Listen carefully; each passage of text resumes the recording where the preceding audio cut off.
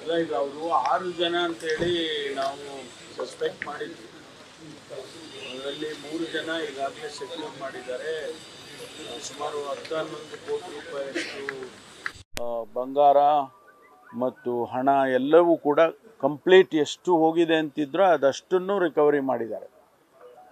ಮತ್ತು ಇನ್ನೂ ಇಬ್ಬರು ತಪ್ಪಿಸ್ಕೊಂಡಿದ್ದಾರೆ ಅಂದರೆ ಅದನ್ನು ಕೂಡ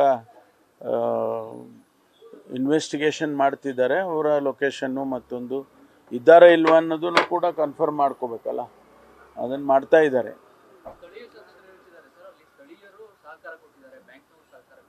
ಅದೆಲ್ಲ ಇನ್ವೆಸ್ಟಿಗೇಷನಲ್ಲಿ ಗೊತ್ತಾಗುತ್ತಲ್ಲ. ಶಾಸಕರಿಗೆ ಮೊದಲೇ ಗೊತ್ತಿದ್ದರೆ ನಮಗೂ ಹೇಳ್ಬೋದಾಗಿತ್ತು ಅವರು, ಅಲ್ವಾ? ಬಟ್ ಈಗ ಅವರು ಇನ್ವೆಸ್ಟಿಗೇಷನ್ನಲ್ಲಿ ಗೊತ್ತಾಗುತ್ತೆ ಅಲ್ಲ. ಒಂದು ವೇಳೆ ಯಾರಾದರೂ ಲೋಕಲಿ ಸಪೋರ್ಟ್ ಇದ್ದರೆ ಅಥವಾ ಮೊದಲೇ ಅವರು ಇದನ್ನೆಲ್ಲ ಮೊದಲೇ ಪ್ಲ್ಯಾನ್ ಮಾಡಿದರೆ ಅದೆಲ್ಲ ಈಗ ಗೊತ್ತಾಗುತ್ತೆ. ಒಂದು ಸಂತೋಷದ ವಿಚಾರ ಏನು ಅಂತೇಳಿದರೆ ಎಲ್ಲವನ್ನು ಕೂಡ ರಿಕವರ್ ಮಾಡಿದ್ದಾರೆ.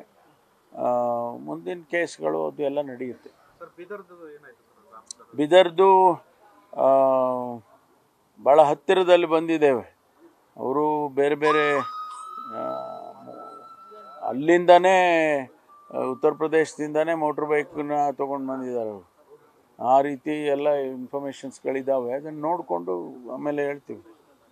ಮೈಸೂರು ಮಾನಂದವಾಡಿ ಒಂದು ಅಡಿಕೆ ವ್ಯಾಪಾರಿ ರಾಬರಿ ಕೇಸ್ ಅದು ಕೂಡ ಮೈಸೂರಿನಲ್ಲಿ ಆತಂಕ ಸೃಷ್ಟಿ ಮಾಡಿದೆ. ಅದನ್ನು ಪೊಲೀಸ್ನವ್ರು ಕ್ರಮ ತಗೊಳ್ತಾರೆ. ದಿನನಿತ್ಯ ಈ ಥರದ್ದೆಲ್ಲ ಆಗ್ತಾ ಇರುತ್ತೆ. ಆದಾಗ ಆ ಲೊಕೇಶನ್ನು ಆ ಜುರಿಸ್ಟಿಕ್ಷನಲ್ ಪೊಲೀಸ್ನವರು ಕ್ರಮ ತಗೊಳ್ತಾರೆ.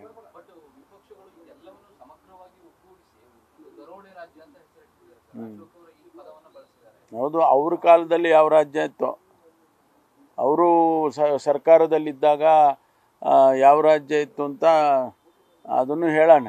ಸಂದರ್ಭ ಬಂದಾಗ ಅದನ್ನು ಕೂಡ ಹೇಳ್ತೇನೆ. ನಾನು ಅಂಕಿಅಂಶಗಳ ಮೂಲಕ ಹೇಳ್ತೀನಿ. ಹೇಳಿ, ಅವರೆಲ್ಲ ಹೇಳ್ತಾ ಇರ್ತಾರೆ. ನ್ಯೂಸ್ ಫಸ್ಟ್ ನಿರ್ಭೀತಿಯಿಂದ ನಿಮ್ಮ ಪರವಾಗಿ.